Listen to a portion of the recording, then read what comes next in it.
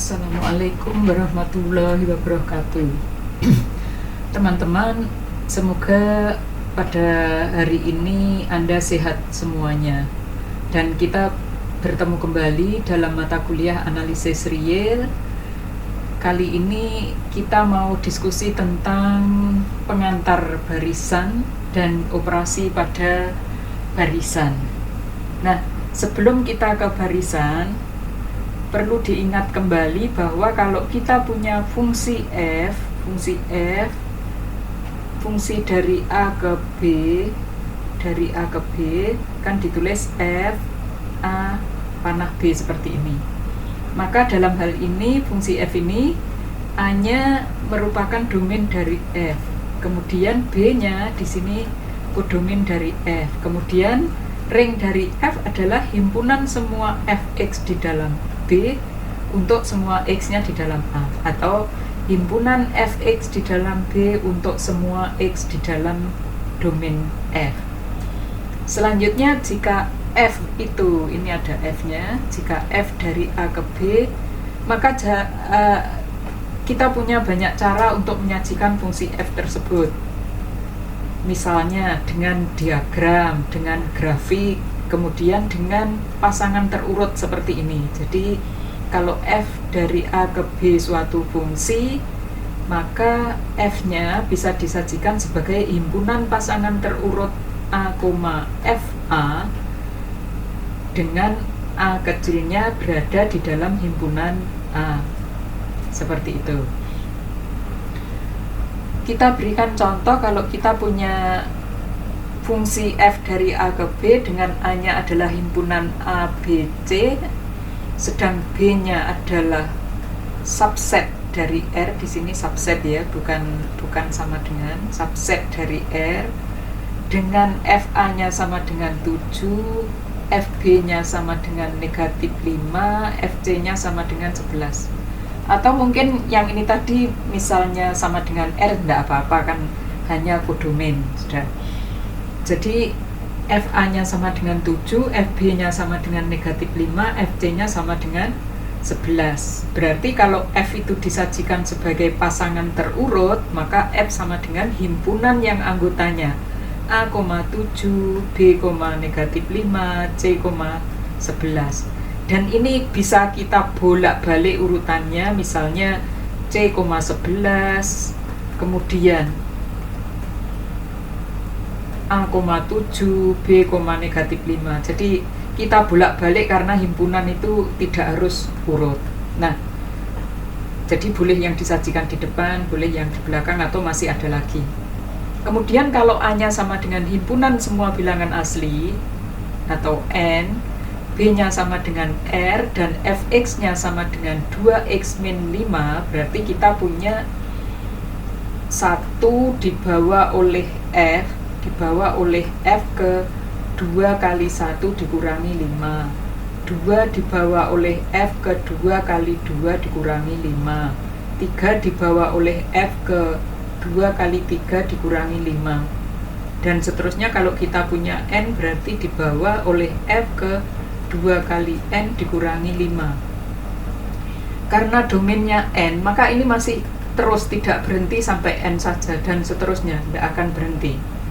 Sehingga F itu kalau disajikan sebagai pasangan terurut, berarti anggotanya kan yang ini hasilnya adalah negatif 3, kemudian untuk N sama dengan 2 itu negatif 1, kemudian untuk N sama dengan 3 berarti 1, yang ini 2N min 5 tergantung pada N-nya, sehingga kita punya 1, negatif 3, 2, negatif 1, 3,1. Kalau N-nya sama dengan 4 berarti 2 kali 4 dikurangi 5, 8 dikurangi 5 berarti 3.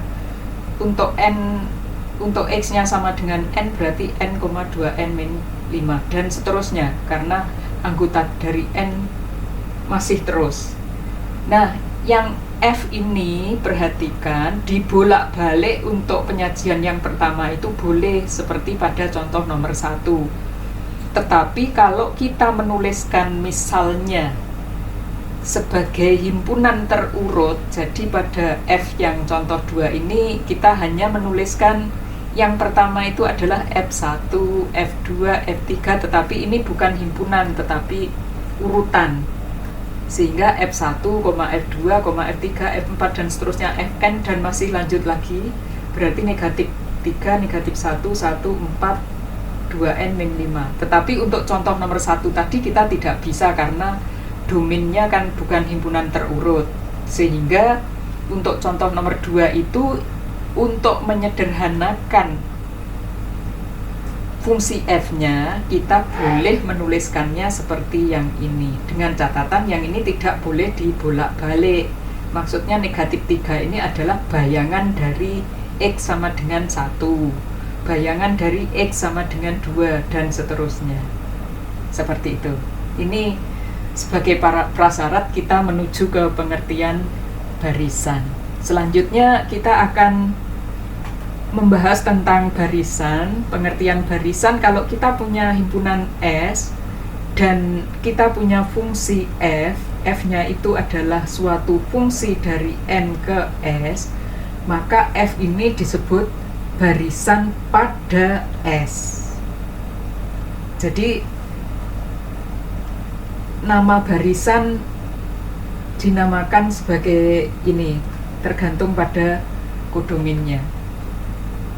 Barisan bilangan real berarti S-nya adalah R. Jadi barisan bilangan real adalah suatu fungsi dari N ke R. Barisan interval berarti F dari N ke himpunan interval-interval. Seperti pada pembahasan sebelumnya kita punya himpunan yang anggotanya interval-interval. Misalnya saya tulis begini. Nah, berarti ini namanya yang ketiga ini adalah barisan interval. Nah, kita batasi pada pembahasan kali ini kita hanya berbicara pada barisan bilangan real. Jadi suatu fungsi yang domainnya adalah N, kodomainnya adalah R.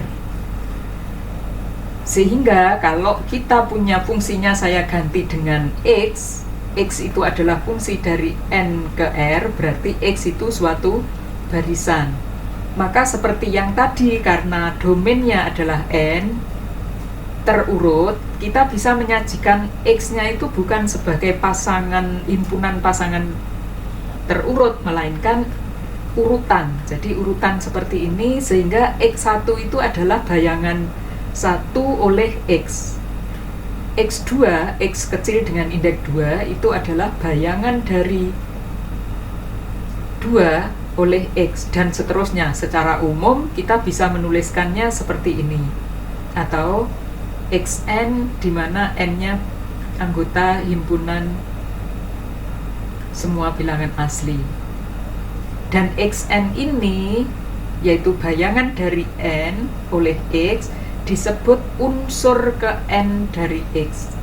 Di sini kami menggunakan unsur, bukan suku, karena kita tidak menggunakan jumlahan di sini. Jadi kesepakatan kita menggunakan unsur ke N dari X. Kemudian ring dari X berarti himpunan yang anggotanya adalah Xn untuk semua N di dalam N, seperti ini.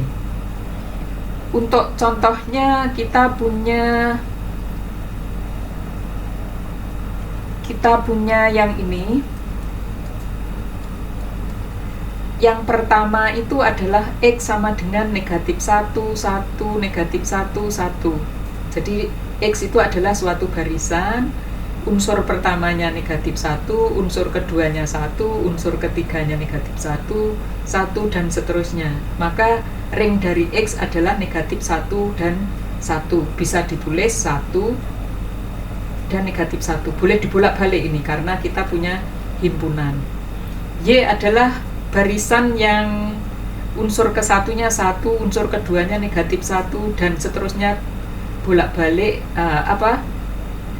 bergantian positif, negatif, positif. Jadi positif 1, negatif 1, positif 1, negatif 1. Berarti ring dari Y juga sama seperti ringnya X, tetapi barisannya tidak sama.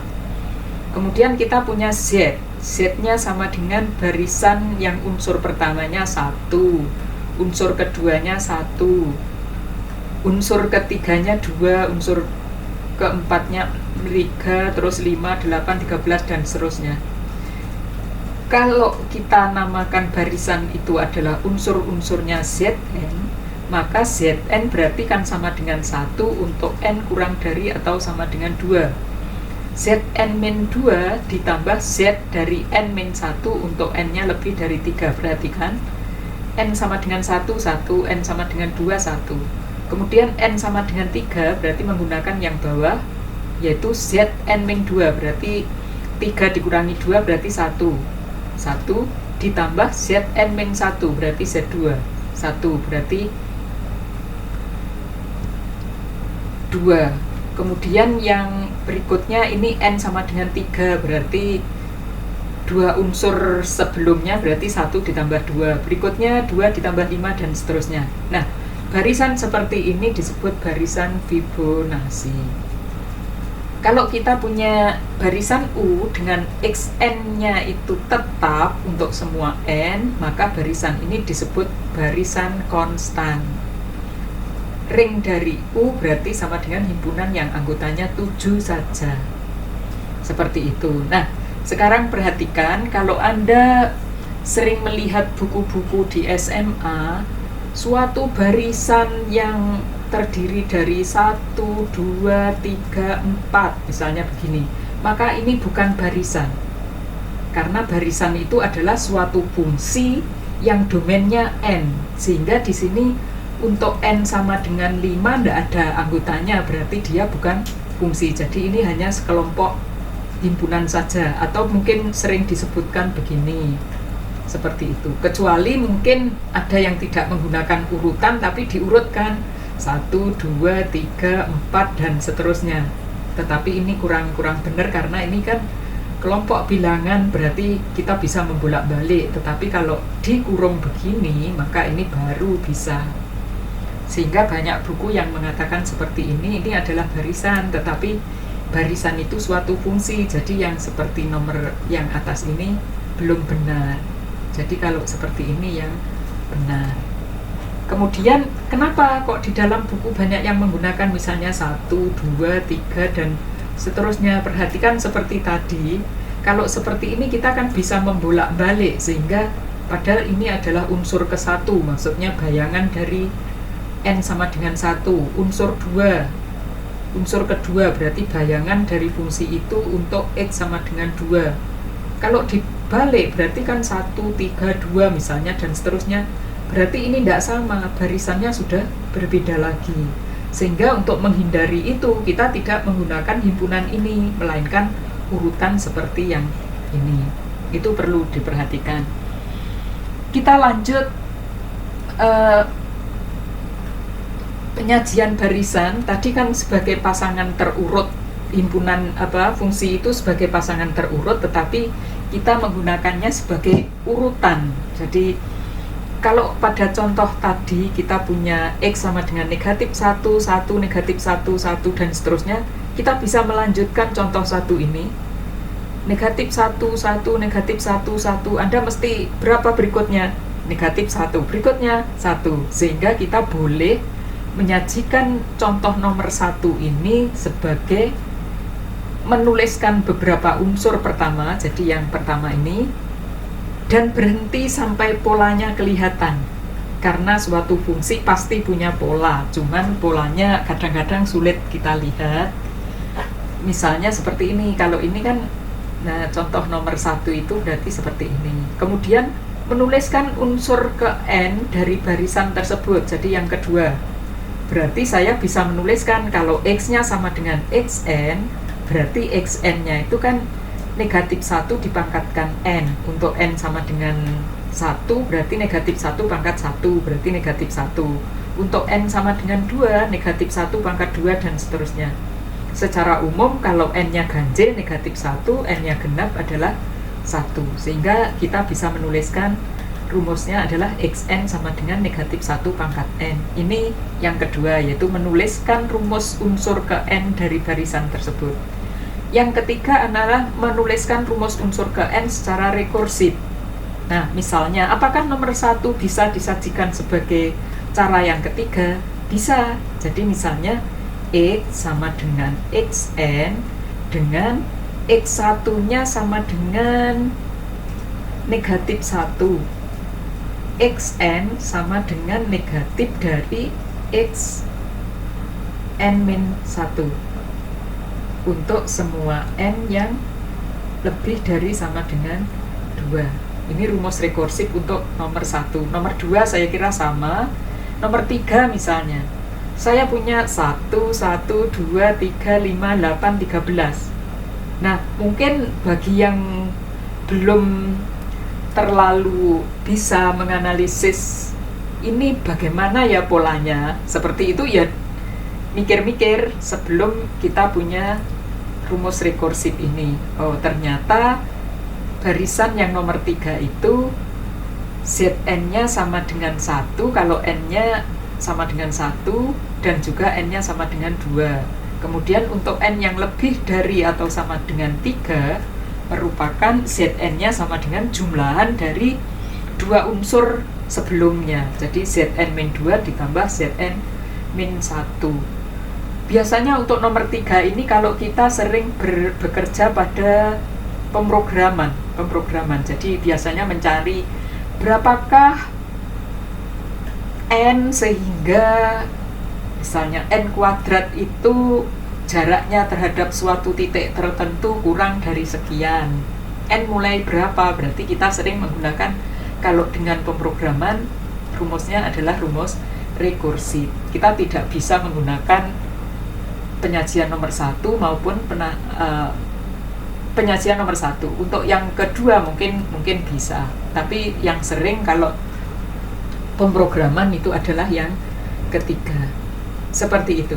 Kemudian untuk contoh yang nomor 7, barisan konstan, berarti 7 berikutnya berapa?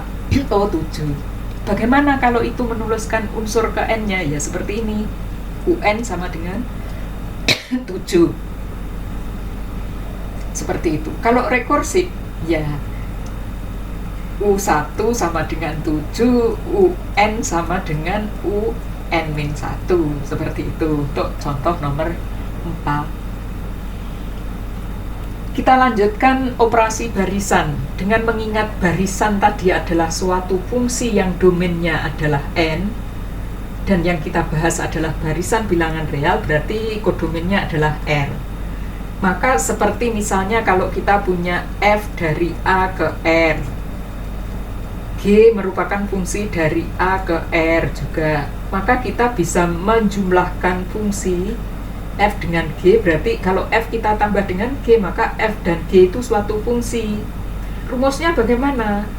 F ditambah G rumusnya, jadi kalau dikenakan pada X ya sama dengan Fx ditambah Gx, seperti ini. Jadi jumlahan titik demi titik X-nya harus sama. Begitu juga barisan, ingat bahwa tadi barisan merupakan fungsi dengan domainnya N, sehingga barisan yang manapun domainnya sama, sehingga kita bisa menjumlahkan untuk semua titik di dalam domainnya. Seperti jumlahan pada fungsi atau perkalian, maka juga pada barisan ini dilakukan titik demi titik. Jadi kalau X ditambah Y, maka dia juga merupakan barisan lagi. Kemudian unsur ke N-nya berapa? Berarti kan X ditambah Y dikenakan pada N titik demi titik, berarti XN ditambah YN. Pengurangannya juga sama, YN dikurangi XN dikurangi YN. Perkaliannya juga sama, XN dikalikan YN. Dikalikan dengan bilangan real, berarti ya unsur ke N-nya C dikalikan unsur ke N dari X. Pembagiannya XN dibagi ZN kalau barisannya adalah X dibagi dengan Z, dengan catatan tadi Z-nya adalah suatu barisan yang setiap unsurnya tidak sama dengan 0, sehingga yang ini ada akar dari X, berarti ya barisan yang unsur-unsurnya adalah akar dari XN, asalkan XN-nya lebih dari atau sama dengan 0 untuk semua N. Kemudian kalau kita punya, misalnya kita punya Z itu adalah barisan misalnya 1, 0, 2, 3, 4, 5, 6 dan seterusnya, maka kita tidak bisa mendefinisikan fungsi X per Z. Kenapa? Karena ada N sama dengan 2 sehingga Z2 sama dengan 0. Jadi untuk N sama dengan 2 tidak ada, berarti X per Z bukan fungsi, karena kalau barisan kan harus domainnya adalah N, sehingga X per Z tidak terdefinisi, jadi bukan barisan.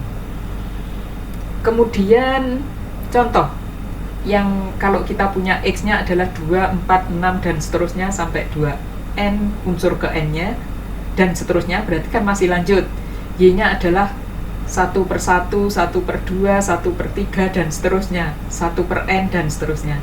Maka X plus Y berarti XN ditambah YN, berarti 2 ditambah 1, 3 per 1, 4 ditambah setengah, 6 ditambah 1/6, atau 2N kuadrat.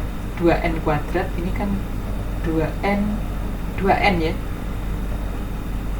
2N, jadi akan sama dengan X ditambah Y, sebentar, X ditambah Y itu X ditambah Y, X ditambah Y itu berarti suatu fungsi yang sama dengan XN ditambah YN. Sama dengan siapa? Sama dengan 2N ditambah 1/N, seperti ini. Berarti sama dengan 2N kuadrat ditambah 1 per N. Seperti itu unsurnya. Jadi kalau kita tuliskan sebagai rumus ke N dari barisan X plus Y adalah 2N kuadrat ditambah 1. Pengurangan juga seperti itu, berarti X dikurangi Y sama dengan suatu barisan yang sama dengan unsur ke N-nya adalah 2N dikurangi 1/N, seperti ini. X kali Y berarti kan 2N dikalikan 1/N, jadi merupakan fungsi konstan 2, 2, 2, 2. 3X berarti unsur ke N-nya dikalikan 3, berarti kan 6, 12, 18, atau secara umum unsur ke N-nya adalah 6N, dan ini masih ada lanjutnya terus. Kalau tidak ada lanjutannya berarti dia bukan fungsi. X dibagi Y, karena Y-nya tadi 1/N, N-nya itu unsur ke N-nya adalah 1/N, dan 1/N itu tidak mungkin 0, maka X per Y terdefinisi. Jadi X per Y sama dengan berapa? 2N dibagi 1/N, yaitu 2N kuadrat, dan seterusnya. Akar X gampang karena X-nya lebih dari atau sama dengan 0 untuk unsur ke N-nya, maka akar X ada. Jika Z-nya seperti ini, maka X per Z tidak terdefinisi, tetapi Z per X ada karena X-nya tidak 0. Jadi ini merupakan barisan. Tetapi kalau Z per X bukan barisan. Itu saja penjelasan dari kami. Kalau ada pertanyaan, Anda bisa menyampaikannya lewat grup analisis real. Saya kira materinya cukup di sini untuk pengantar barisan. Mudah-mudahan bisa menambah pemahaman Anda tentang barisan. Saya akhiri sampai di sini. Assalamualaikum warahmatullahi wabarakatuh.